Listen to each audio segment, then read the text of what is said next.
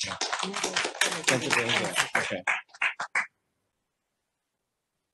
Thanks for Dr. Long's introduction, and it's my pleasure to present the application of ICT in infectious control in Taiwan. Next, please.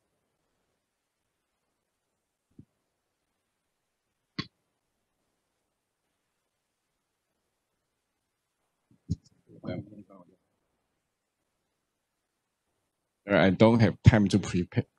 Sorry. Previous one.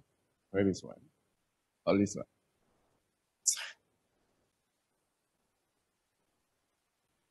Okay.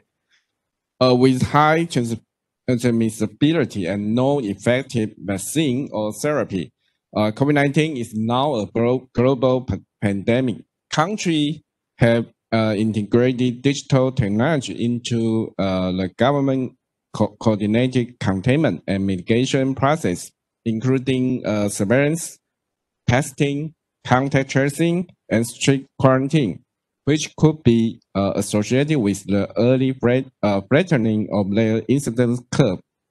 Next, please. So at Taiwan CDC, we have followed WHO and ECDC suggestion to establish the national surveillance system with epidemic intelligence framework, which include indicator-based and event-based surveillance system. And Taiwan CDC perform indicator-based surveillance system with systemic ongoing collection, analysis, interpretation, and dissemination of highly structured information for public health action. The indicator-based surveillance is complemented by event-based surveillance, the detection, verification, analysis, assessment, and further investigation of potential public health threats.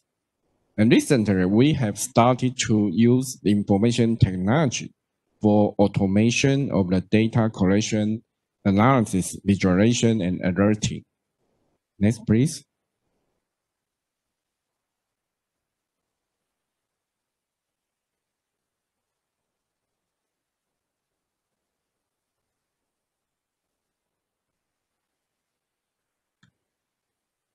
So we have established, sorry.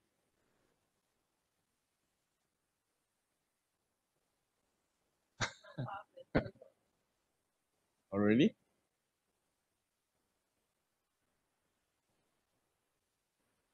Sorry. Oh, this one.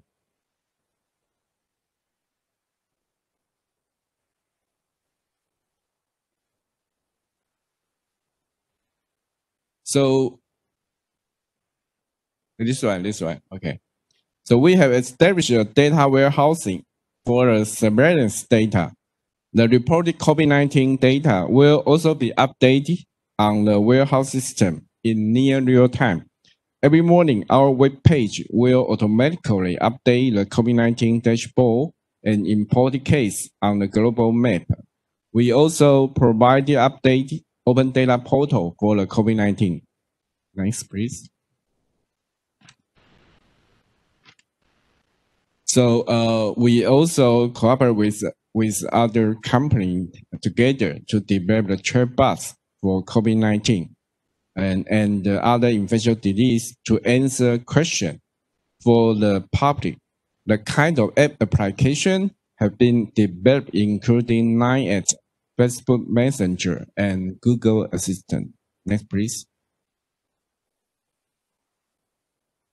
So for the application for COVID-19 in Taiwan, include the border quarantine, community tracing, and medical response. Next, please. So we have launched an entry quarantine system for travelers to complete the health declaration and home quarantine notice by scanning a QR code to finish it online while checking in the departure airport.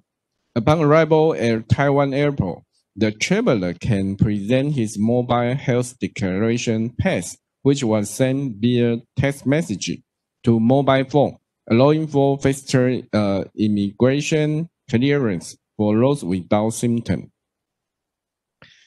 And after the traveler, next please. So after the traveler arrived in his apartment, the civil affairs personnel will use the phone number to contact him and visit his apartment to initiate the electronic fence, which utilize the location of the mobile phone relative to nearby cell towers.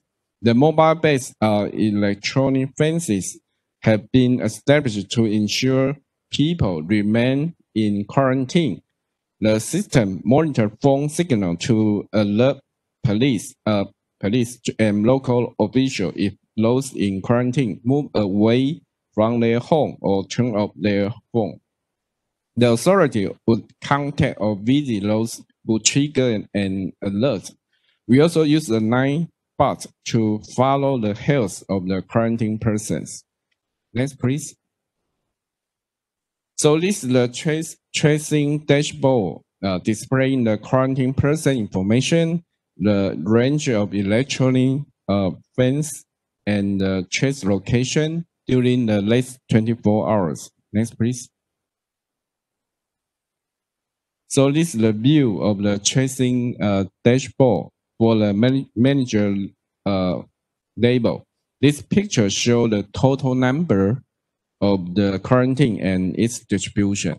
Next, please. So next, I will introduce Taiwan CDC also developed several AI applications for other infectious disease. The broad category of the application include computer vision, natural language processing, and expert system, and drone. Next, please.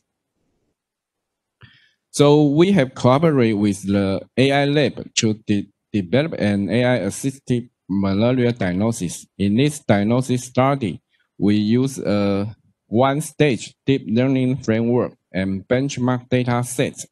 The malaria detection algorithm achieved expert-level performance in detecting malaria in the blood smear image. The comparable performance between the algorithm and human expert were confirmed by a clinical validation study at a cell level and the image level. Next, please. We also cooperate with Acer to develop a predictive model using machine learning to provide real-time influenza-like illness forecasts. We developed 4 machine learning model and an ensemble model to integrate this prediction to produce the weekly influenza-like illness prediction for a given week and 3 subsequent weeks. Next, please. So finally, we have developed an AI system for detecting mask usage at Taoyuan International Airport. So the green and the purple lines represent the daily rate of mask usage at Terminal 1 and Terminal 2 respectively. The first imported case of COVID-19 occurred on January 21. So you can see several days later, the percentage of the person wearing masks achieved more than 90%, and currently is still above 90%. So we can use this application for the monitoring of the compliance of the people wearing the mask. So next, please. So that's all my presentation. This is for your